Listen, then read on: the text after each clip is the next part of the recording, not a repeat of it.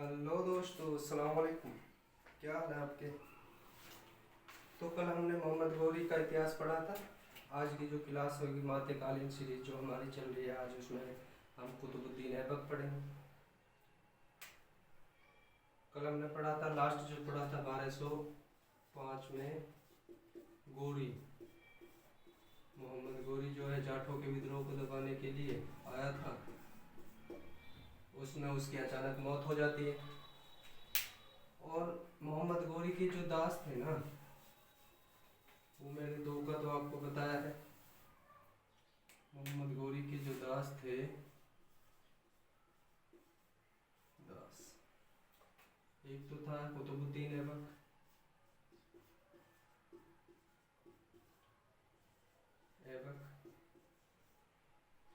जो 1206 में मोहम्मद गौरी की मृत्यु के बाद दिल्ली सल्तनत का प्रतिनिधित्व करता है। दूसरा था कुतुबुद्दीन बख्तियार खिलजी, कुतुबुद्दीन खिलजी, कुतुबुद्दीन बख्तियार खिलजी, कुतुबुद्दीन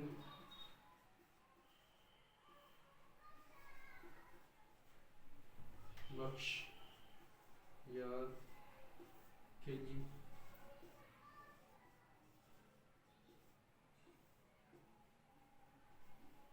और जो तीसरा था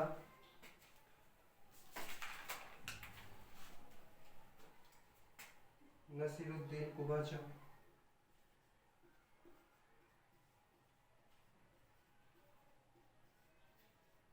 नसीरुद्दीन कुबाचा। और जो चौथा दास था उसका नाम था ताजुद्दीन यलदूज, ताजुद्दीन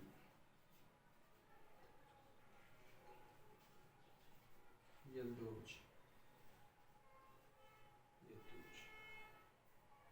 ये चार इसके जो थे दास थे।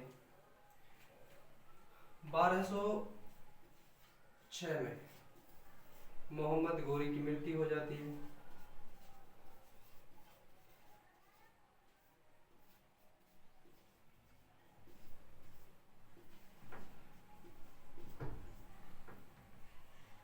किस कारण हुई थी वो कल मैंने आपको बता ही दिया था कि जाटों के विद्रोह 1105 में जाटों के विद्रोह को दबाने के लिए आ गया था। वो विद्रोह 1205 से और 1206 तक चल रहा था। 1206 में अचानक इसकी मृत्यु हो जाती है। उसके बाद जो ये दास होते हैं, इन इन दो को तो 1200 क्या कहते हैं, जब पाटन गुजरात के पाटन नामक स्थान पर भीम द्वितीय से युद्ध करके जब वापस चला जाता है, तो इसको तो दिल्ली सल्तनत का प्रतिनिधित्व बना देता है। दिल्ली का एरिया पे इसका शासक इसको दे देता है। और कुतुबुद्दीन बख्तियार खिलजी जो है इसको पेशावर, वो सॉरी बंगाल का एरिया इसको दे देता है। और जो ये दो होते हैं ना, इनको प्रतिनिधित्व जो मोहम्मद गौरी है इनको कहता है कि इसको तो बना देता है पेशावर का, और इसको बना देता है मुल्तान का प्रतिनिधित्व बना देता है। इससे आगे कहानी शुरू होती है। इनका बस इतना ही जिक्र करना है। आगे जो इसका जिक्र है वो मैं बताऊंगा आपको कि मोहम्मद गौरी के चार दास थे। चारों को मोहम्मद गौरी जब यहाँ युद्ध करता है, उसके बाद जब यहाँ से वापस चला जाता है, इनको ये एरिया दे देता है, अपना प्रतिनिधित्व चुन देता है इनको। उसके बाद 1206 में इसकी मृत्यु हो जाती है।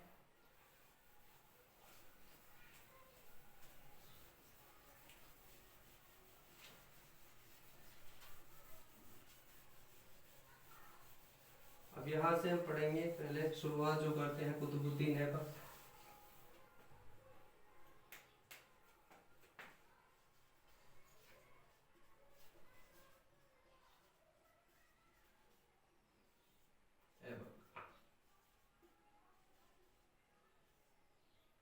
दास था।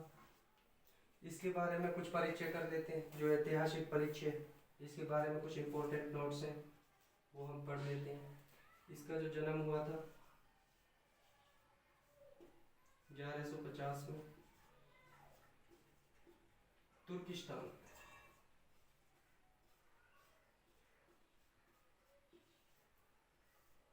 तुर्किस्तान में हुआ था। गजनवी के बाजार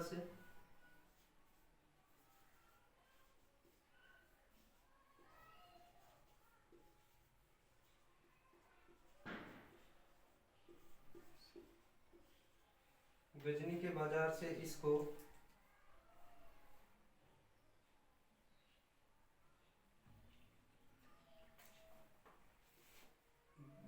गजनी के बाजार से फकीरुद्दीन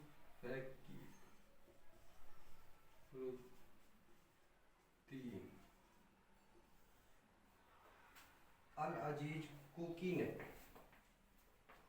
फकीरुद्दीन अब्दुल अजीज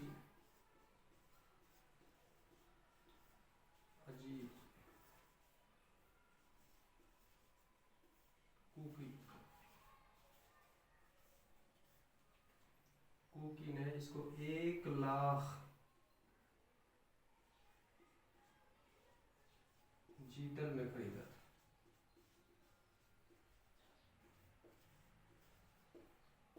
खरीदा। था। उस समय जो गुलाम प्रथा थी, दास प्रथा थी, वो बड़ी प्रचलन थी। फकीरुद्दीन अब्दुल अजीज कुकी ने इसको 1,00,000 रुपए में खरीदा था गजनवी की बाजार से।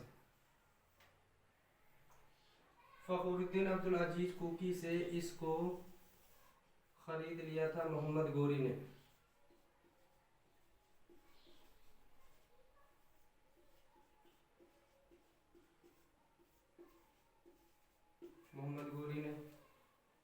और अपना दास बना लिया था।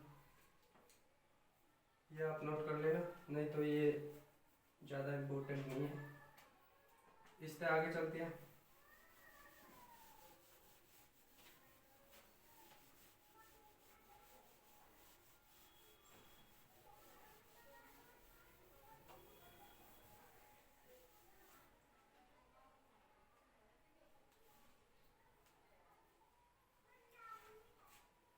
यह है भारत में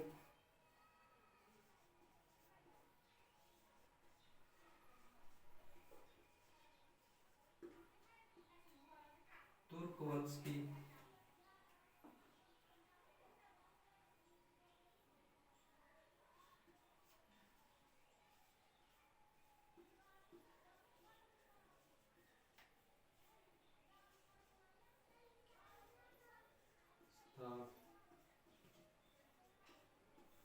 करता है। भारत में तुर्क साम्राज्य की स्थापना करता है और यही भारत में दास वंश या फिर गुलाम वंश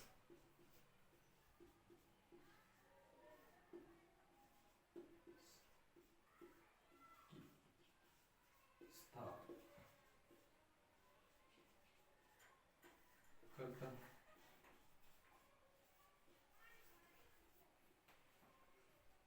ये सब काम ये 1206 गद्दी पे बैठने के बाद करता है। ये चीज़ इम्पोर्टेंट है। देखो, तुर्क साम्राज्य की जो स्थापना होती है वो गजनी में, वो गौर नामक स्थान पर वो होती है अफगानिस्तान में। लेकिन भारत में तुर्क साम्राज्य की जो स्थापना करता है वो कुतुबुद्दीन ऐबक करता है।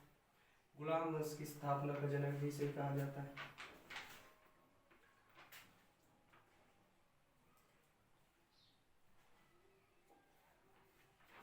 मोहम्मद गोरी ने इसको अपना दामाद भी बना लिया था। आगे पढ़ते हैं।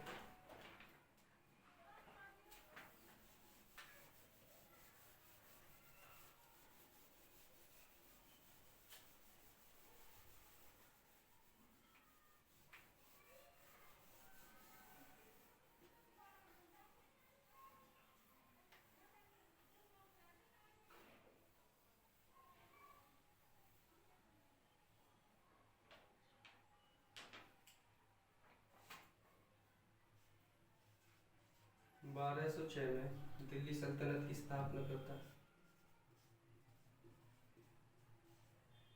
क्योंकि दिल्ली सल्तनत मतलब भारत का जो प्रतिनिधित्व ये होता है मोहम्मद गोरी की तरफ से, भारत का प्रतिनिधित्व करने वाला कुतुबुद्दीन ऐबक होता है। पेशावर का बंगाल का प्रतिनिधित्व करने के लिए कुतुबुद्दीन बख्तियार खिलजी ऐबक होता है। और यलमोच जो है पेशावर का होता है, और यलमोच और यलदूज जो है मुल्तान का प्रतिनिधित्व करता है मोहम्मद गोरी की ओर से। तो ये दिल्ली सल्तनत की स्थापना करता है।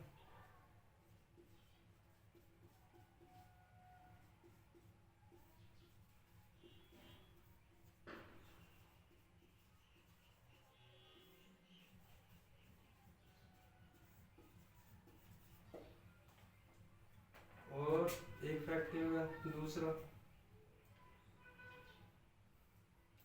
लाहौर को राजधानी बनाता है।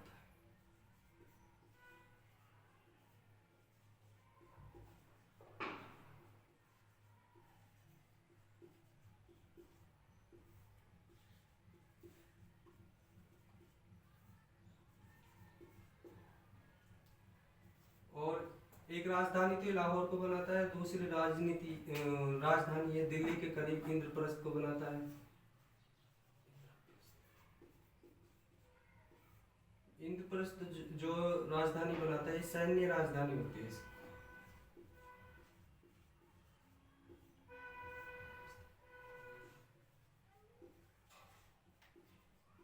सैन्य राजधानी बनाता है,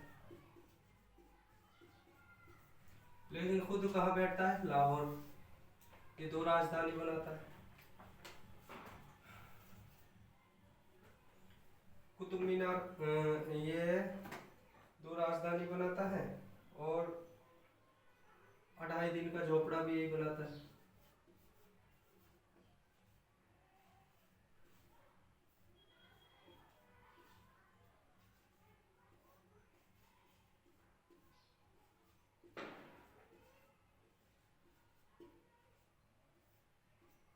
कहाँ पर है? अजमेर।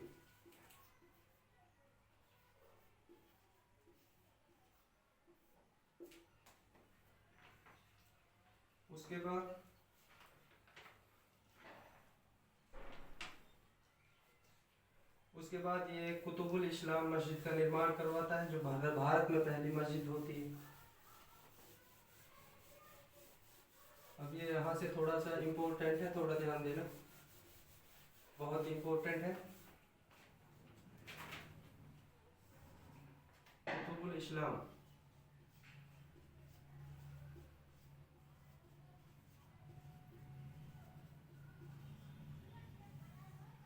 मस्जिद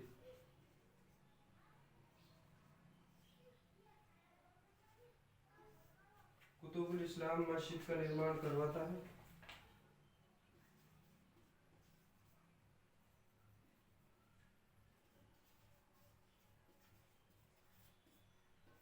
इसके ना एक गुरु होते हैं, कुतुबुद्दीन बख्तियार काकी, उसकी याद में बनवाता है। किसकी याद में? कुतुबुद्दीन बख्तियार काकी,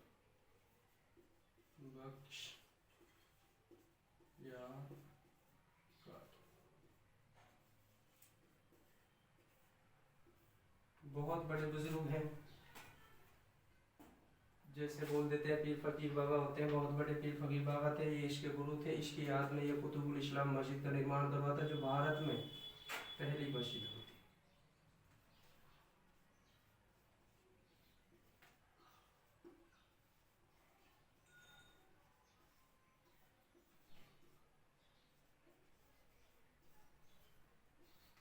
ये याद रखना है।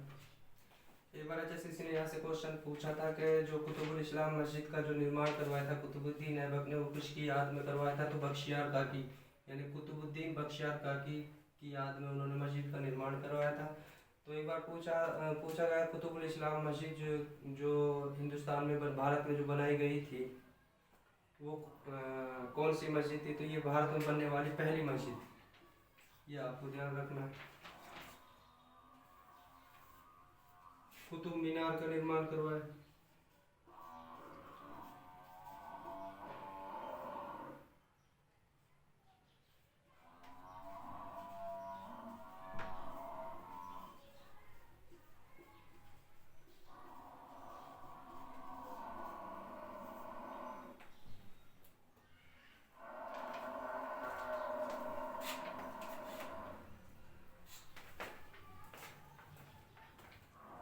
कुतुब मीनार का निर्माण करवाया था, लेकिन एक ही मंजिल बना पाए।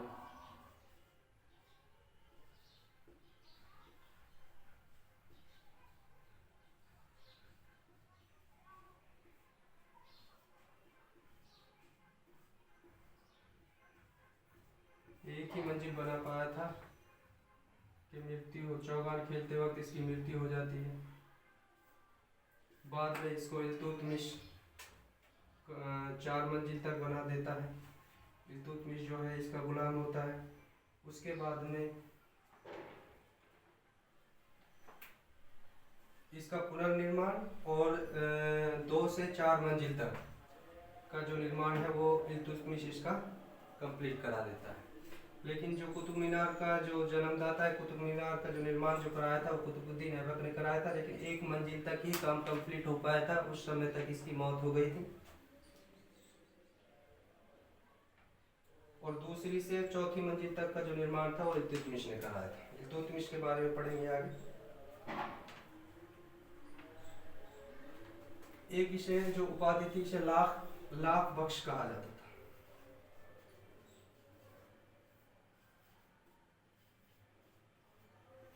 लाख बख्श कहा जाता था।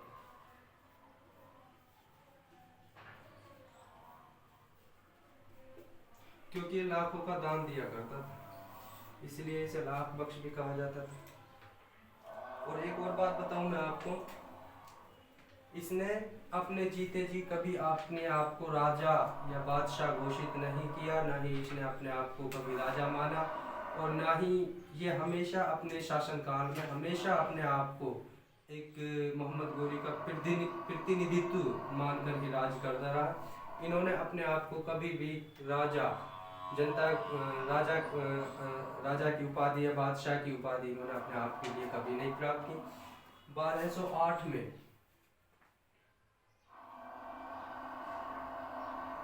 सॉरी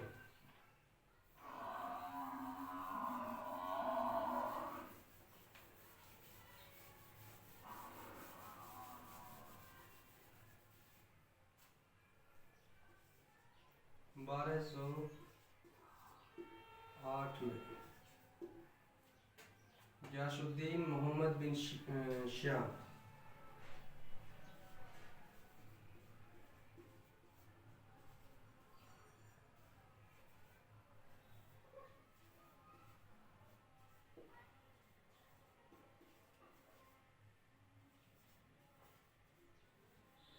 मोहम्मद बिन श्याम जो गौर का जो क्या कहते हैं, जो गौर पर शासन कर रहा था, मोहम्मद गोरी का बड़ा भाई, मोहम्मद गोरी का बड़ा भाई गियासुद्दीन मोहम्मद बिन श्याम 1208 में कुतुबुद्दीन ऐबक को गुलामी से आज़ाद कर देता है।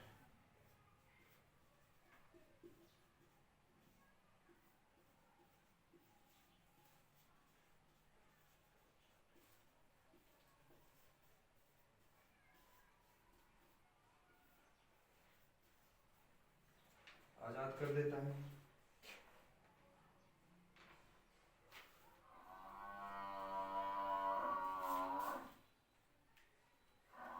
एक इतिहासकार गुजरे, इतिहासकार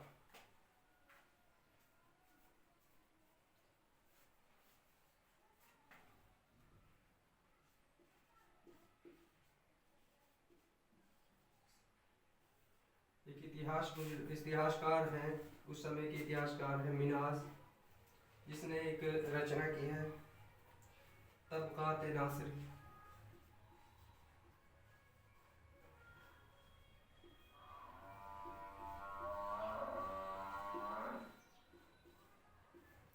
इस रचना में गजनवी से लेकर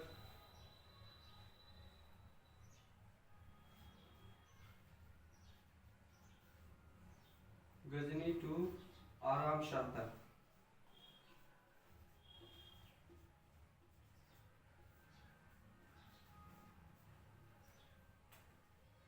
शासनकाल के बारे में वर्णन किया गया है।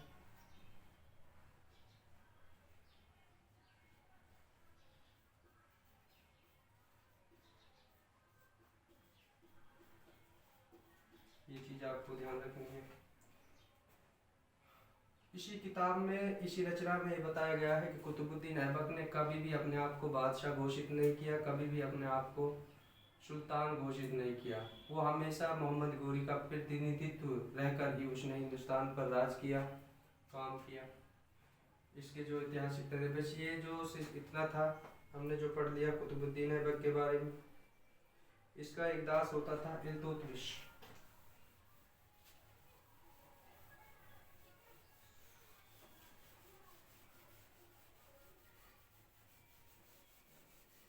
एक चीज और, कुतुबुद्दीन ऐबक जो था मोहम्मद गोरी का दामाद भी था।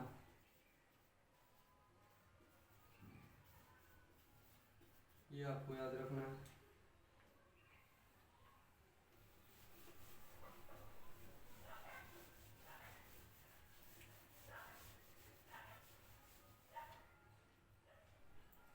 इसका एक दास था इल्तुतमिश।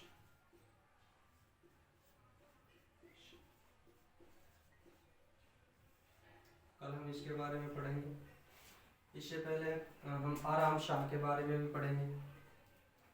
और जो कुतुबुद्दीन ऐबक की मृत्यु जो थी लाहौर,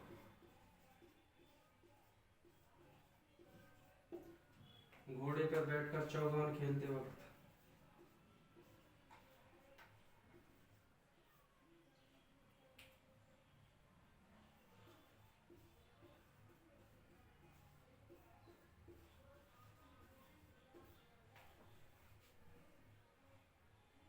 गिर जाने से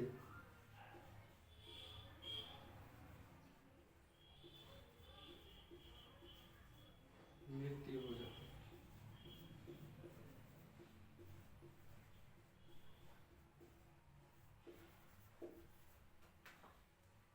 मकबरा लाहौर।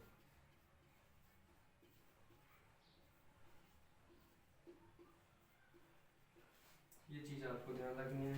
जो मोटा मोटा सा जो एसएससी या एचएसएससी जो पूछती है वो हमने आपको बता दिया है। कल जो हम पढ़ेंगे आराम शाह,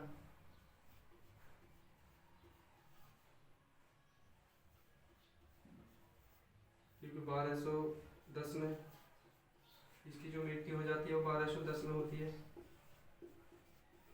मात्र 4 साल शासन करता है।